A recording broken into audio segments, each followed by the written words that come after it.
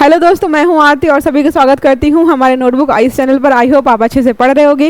जैसा कि आप जानते हैं, मैं आपको पढ़ाती हूं नए नए टॉपिक्स। तो मैं फिर से हाजिर हूं आपके सामने एक नए टॉपिक को लेकर के। तो जो टॉपिक हम चर्चा करने वाले हैं, जिसके बारे में हम बात करने वाले हैं, वो हमारा आईआर का टॉपिक। आईआर का मान लीजिए, या फिर आईआर से संबंधित पॉलिटिक्स का मान लीजिए। यहाँ पे हम बात करने वाले हैं यूरोपियन यूनियन के अभी जो है प्रेसिडेंशियल इलेक्शंस हुए हैं, उसको लेकर यहाँ पे चर्चा हो रही है। तो यहाँ पे जो विजयी रही है कैंडिडेट, वो पिछली बार भी प्रेसिडेंट के पद पर आसीन थी, उनको दोबारा से यहाँ पे चयन किया गया। तो हमारे लिए देखो क्या हो जाता है, हमको एक तो याद रखना है नाम कि अभी जो यूरोपियन यूनियन है उसके जो है प्रेसिडेंट कौन है और उनका चुनाव कितने टाइम हो चुका है, या दूसरी बार है, पहली बार है, महिला है, पुरुष है, वो याद रखना है। बाकी हमें क्या याद रखना है कि भाई यूरोपियन यूनियन आखिरकार है क्या, कितनी कंट्रीज़ हैं, क्या कैसे चलता है वहाँ पे, वो किस लक्ष्य को लेकर काम करते हैं, और हमारे एग्जाम्स के हिसाब से जो भी इंपॉर्टेंट है हम उसको यहाँ पे कवर करेंगे।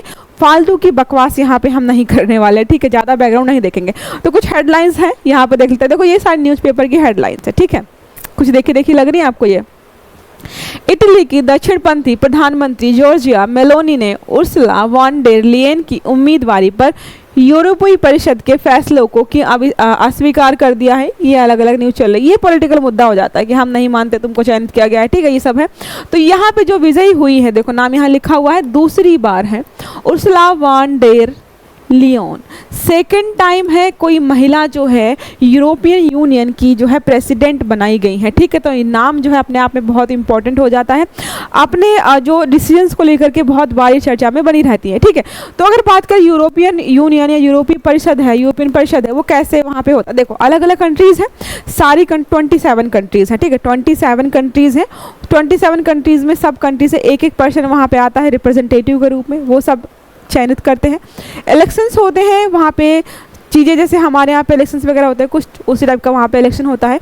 जो व्यक्ति चयनित होता है वो वहाँ पे प्रेसिडेंट बन जाता है। तो यही है। बाकी जो है मतलब वाद विवाद है, पक्ष विपक्ष के एलिगेशंस जो हैं वो हम अपने यहाँ भी देखते रहते हैं, ठीक है। तो आपको ये जरूरी नहीं है। अब यहाँ पे देखो कुछ और न्यूज़ भी लिखी है। 18 जुलाई को यूरोपीय संघ की कार्यकारी शाखा नवगठित यूरोपीय आयोग ने दूसरे कार्यकाल के लिए इसी की पहली महिला अध्यक्ष उर्सुला वॉन डेर लियन को चुना। सेंटर राइट यूरोपीय पीपल्स पार्टी की सुश्री वॉन डेर लियन ने 40 वोटों के स्पष्ट बहुमत से जीत हासिल की है।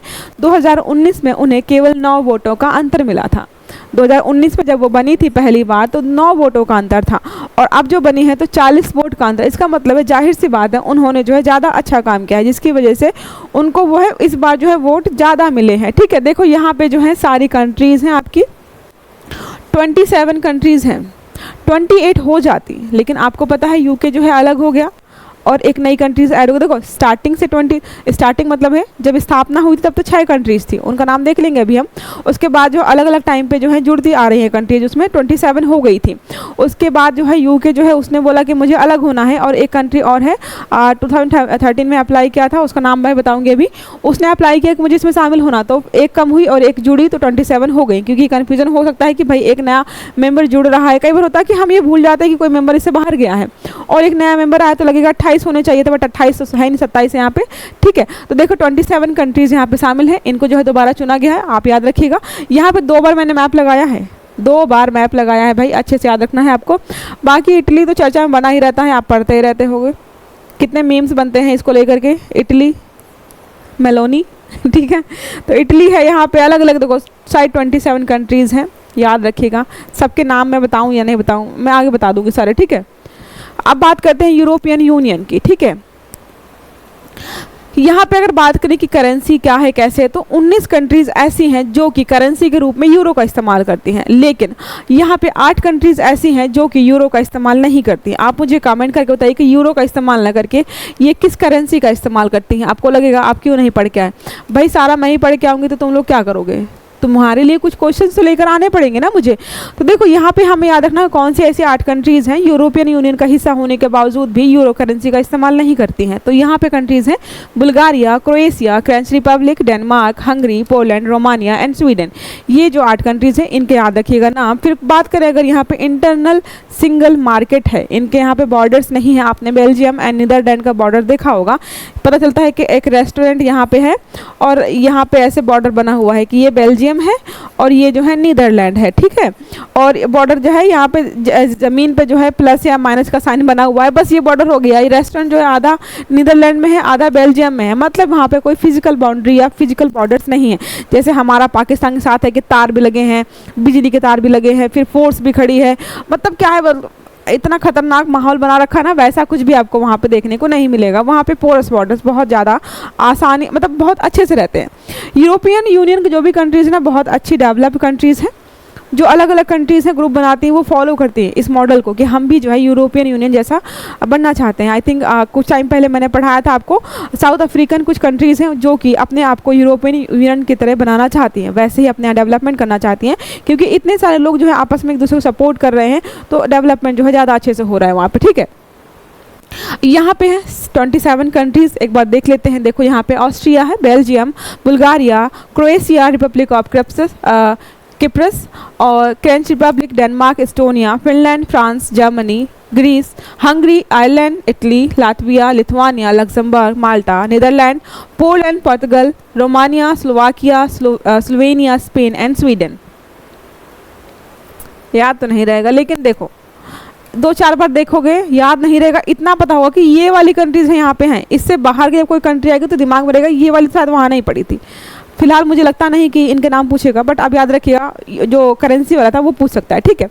अब यहाँ पे देखो 28वां मेंबर बना, 28 पहले थे, एक कम हो गया तो 27 हो गया, फिर एक 28वां मेंबर बना है। किसने यहाँ पे एप्लीकेशन, क्रोएशिया ने 2003 में यूरोपीय संघ की सदस्यता के लिए आवेदन किया था। 2005 से 2011 तक इस पर बातचीत होती रही। 9 दिसंबर 2011 को यूरोपीय संघ और क्रोएशिया के नेताओं के परिग्रहण संधि पर हस्ताक्षर किया और जुलाई 2013 को यह देश यूरोपीय संघ का 28वां जो है भाग 28वां मेंबर जो है बन गया था, ठीक है। याद रखिएगा क्रोएशिया यहाँ पे ऑलरेडी लिखा हुआ है, ठीक है। ये हमारा हो गया ऑलरेडी 28वां मेंबर बना था, लेकिन ईयू के बाहर हो गया तो फिर 27 हो गया, ठीक है।